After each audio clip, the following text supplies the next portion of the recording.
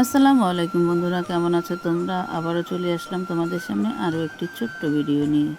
দেখতেই পাচ্ছ বন্ধুরা, এখানে মাছ আছে। কিছু মাছ কিনেছিলাম, বাজারে গিয়েছিলাম। বাজারে গিয়ে তো একদম মাথা নষ্ট, এত দাম বাজারের মাছ কিনা যায়। ঘুরে ঘুরে সব কিছু দেখলাম, তারপরে মাছ কিনে নিলাম।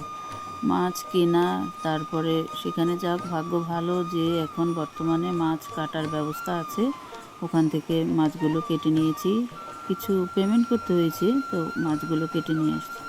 বাজার করলে কিন্তু বন্ধুরা দায়িত্ব শেষ হয়ে যায় না। বাজারের পরে হলো আরও ঝামেলা। বাজার থেকে এসে এগুলোকে আবার ঠিকঠাক করে নিতে হয়, ধুয়ে নিতে হয়, এবং নিজেদের ফ্যামিলির হিসাবে রোজগার কে কতটুকু কীভাবে রান্না করব নিজের হিসাব মতো করে সেগুলোকে কিন্তু আবার প্যাকিংও করতে হয়। তো বাজার করা আসলে অনেক কষ্টের। আগে আমার হাজব্যান্ডই বাজার করতো, বা এখনও মাঝে মাঝে করে, এখন সে একটু অসুস্থ। তারপরে এখন করলাম, দেখলাম আসলেই পুরুষ মানুষ অনেক কষ্ট করে। যার যার কাজ শেষে আমরা মনে করি যে অনেক ভালো, বা নিজের কাজটাই অনেক কঠিন।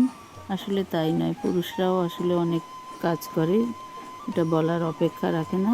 বাজার করা তো আমি মনে করি অনেক ঝামেলার একটা কাজ। আমার কাছে খুবই কষ্ট লেগেছে বাজারগুলো করতে। একদম প্রচণ্ড গরম, আর মানে অস্বস্তি লেগেছে এক কথা। তোমরা কে কে বাজার করেছো বন্ধুরা? বাজার করতে পারো, দরদাম করতে পারো? আর দামাদামিও একেবারেই করা যায় না, ওদের সাথে মনে হয় যেন পেরে ওঠা যায় না। যাই হোক, তারপরও আমি কিছুটা চেষ্টা করেছি জেতার জন্য। মনে হয় ভালোই দিয়েছি, মাছগুলো ভালো পেয়েছি, তাজা ছিল মাছগুলো এবং বড়। আমি কই মাছ কিনেছি, পাঙ্গাস মাছ, চিংড়ি মাছ এবং কাতল মাছ কিনেছি। সাথে আরও ছিল মুরগির মাংস, গরুর মাংস, কাঁচা তরকারি, মুদি বাজার। এসব ঘুরে ঘুরে করতে করতে অনেক কষ্ট হয়েছে বন্ধুরা, যার বলার নাই। বাজার করতে করতে আমি শেষ। যাক, শেষমেশ বাসায় এনেছি, অনেক দিন আর ঝামেলা নাই, কিছুদিন যাবে আশা করি। তো কেমন লাগলো তোমাদের কাছে? তোমাদের বাজার করার অভিজ্ঞতা আমার সাথে শেয়ার করবে।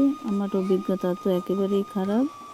আবারও দেখা হবে তোমাদের সাথে অন্য কোনো ভিডিওতে। ততক্ষণ পর্যন্ত তোমরা সবাই ভালো থাকো, সুস্থ থাকো। তোমাদের জন্য রইল দোয়া ও শুভকামনা।